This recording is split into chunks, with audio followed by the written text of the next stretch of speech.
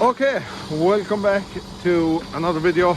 Today, or what we were at the last couple of days, is we were fitting this dribble bar here to a local farmer's tank. It's a bar we sold. It's the kind of the latest model of the bars we supply. Young company, so ever changing, like, you know, there's always new developments coming on stream by them. And you will have seen this in the last bars we sold. They now have a spring back function, which my own one doesn't. The one on my own tank doesn't have a brake back on it, and this one also has a hydraulic or electric changeover, so you just need one spool to control the whole machine. You pull the lever, fold up the arms, you flick a switch, and then it'll work the macerator. And we fitted this bar as well for this customer. But they're, well, to be fair, they're a nice job. They're cheap, which is one big benefit to them, and they're very good as well. Like, you know, I've no issue with the machine at all. As you can see in here is our chopping mechanism, but we're going to do a demo for this video. We're going to show you the workings of it and what it's capable of. I'm going to put some stuff in the hole here that I suppose from my job, from being out contracting, that I find inside in the slurry pits, and foreign objects that this machine can handle. That it'll be just nice for you to see as the viewers what it can put through it. So I have the cover off, something you should never do, as this says here, do not put your hand in here when it's running, and I'm not going to do that, but we have another way of doing it. So I'll just put the macerator running.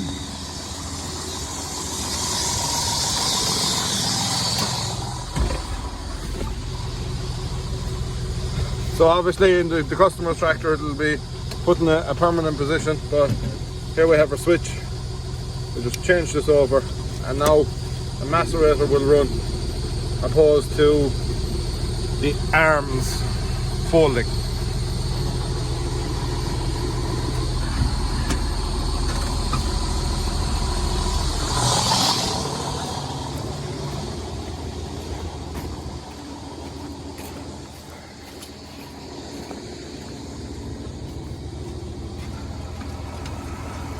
As you can see, our cutting wheels are spinning inside here now. With a pipe taken off. We're going to start off with something pretty easy, I should think. Here we have a little straight bit of timber.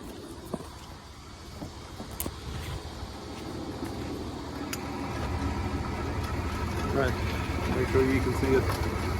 There we go.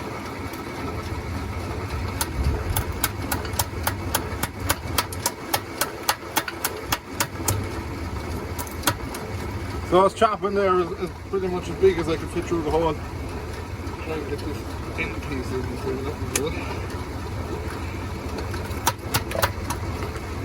Oh no, there's a bit of a twist here in the timber, so let's try and get a bigger piece in.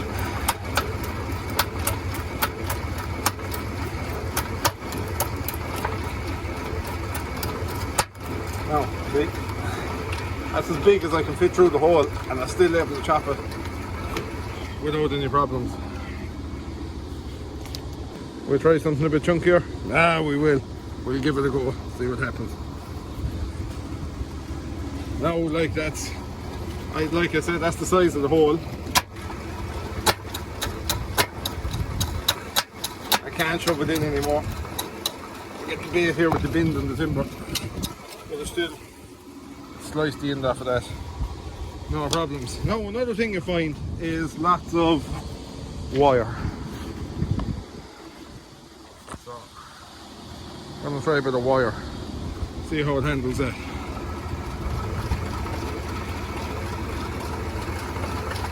Just want to make sure you can see it. I'd hate to go to this bother and not be able to see it. There you go. Shooting off that wire like there's no tomorrow.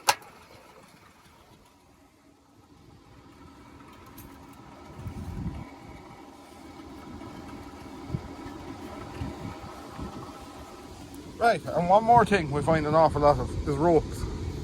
So I'm going to wrap a bit of wire around the rope to keep it solid, and we'll see how that goes. Okay, so I even have it doubled up at the end here, a bit of wire. is holding our rope. Make sure you can see it coming in. And it's just making just of it. Absolutely chopping it to smithereens. So you can see I've it shoved in as far as I can back to here.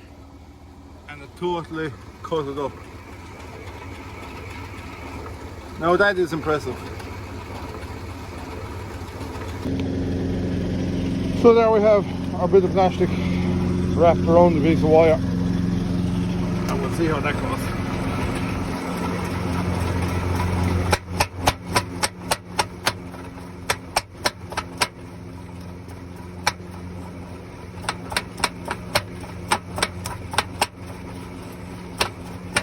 I'm all out here, I've shoved in as much as I can. Just have that little tail of plastic. I chopped every single other bit of it off. You can see remnants of what we've chopped there in the bottom. I'll turn off the macerator so we can give a proper look in there to see what we have chopped off. So, hydraulics disconnected, tractor turned off.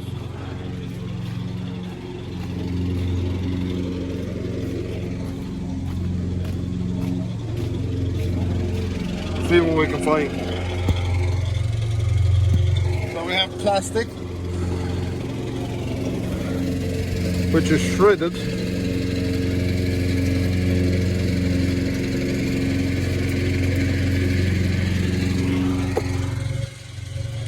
We have timber, wire and more plastic. I'll take it out before this man takes away his dribble bar. Don't be kidding me. How about the rope as well? I forgot the rope. So that's chopped. Like that's unbelievably chopped.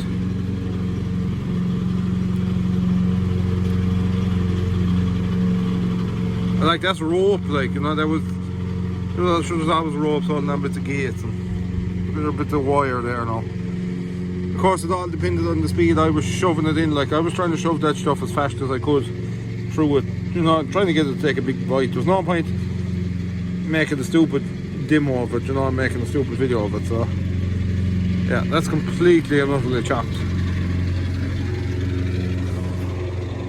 I'll have to cut my finger now with a bit of wire. Of course that was inevitable, wasn't it?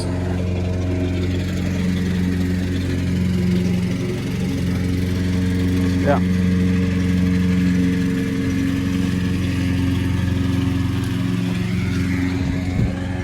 So now that pretty much proves how good these macerators are, what they're capable of, and all the rest of it. I'm going to seal it up. We'll fold up the bar and we'll give another little bit of a walk around it there and some of the features on it. Now you do need a socket or a spanner with you for this, and ideally a hammer, because while filming the fucking ground, while it is easy access, it's not often at all you have to open it, so it kind of sticks there.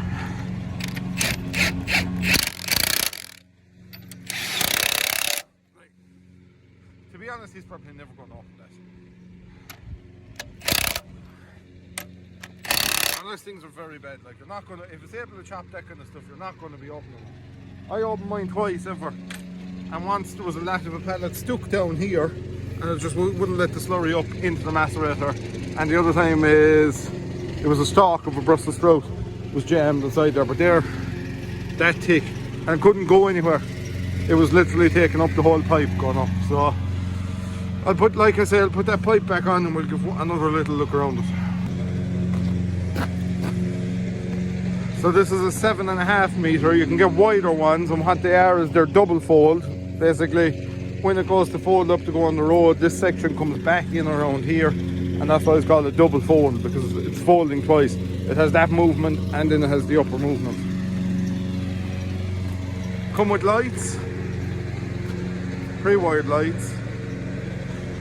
Whatever gate valves are on your tanker, therefore they come back here, and it's supplied with this gate valve as well, because obviously you will need a new gate valve to you know, let your slurry down into the, or up into the macerator. You can also feed them from the top if need be, depending on what kind of a setup is on your tanker. And they all come chassis mounted, bar you spec it that you want it on the back door, but the vast majority of people want them chassis mounted. It's stronger, you can bring it closer to the tank, it's just a nicer finish. So like I was telling you, you have your switch. I'm just going to demonstrate how that works now. Start the tractor.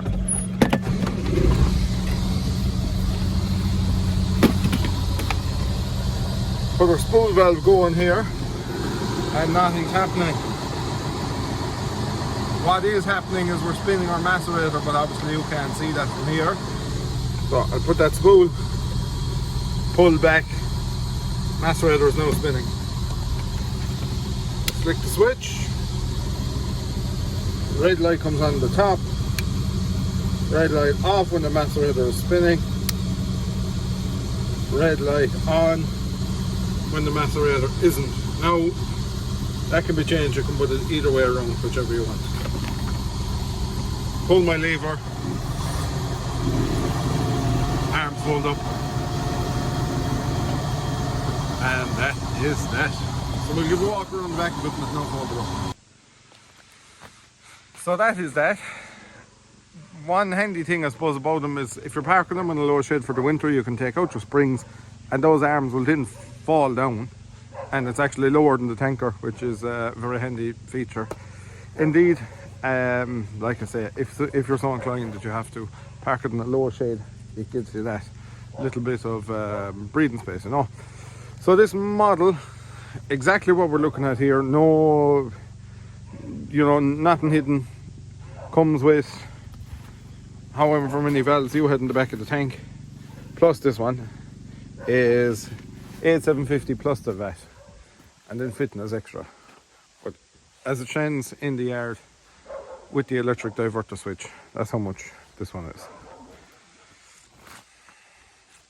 So that's it for this video. Thank you for watching. If you're interested, hit me up. If not, or leave a comment anyway and let me know what you're at this fine week. Getting a few machines ready for slurry next week maybe, or what have you.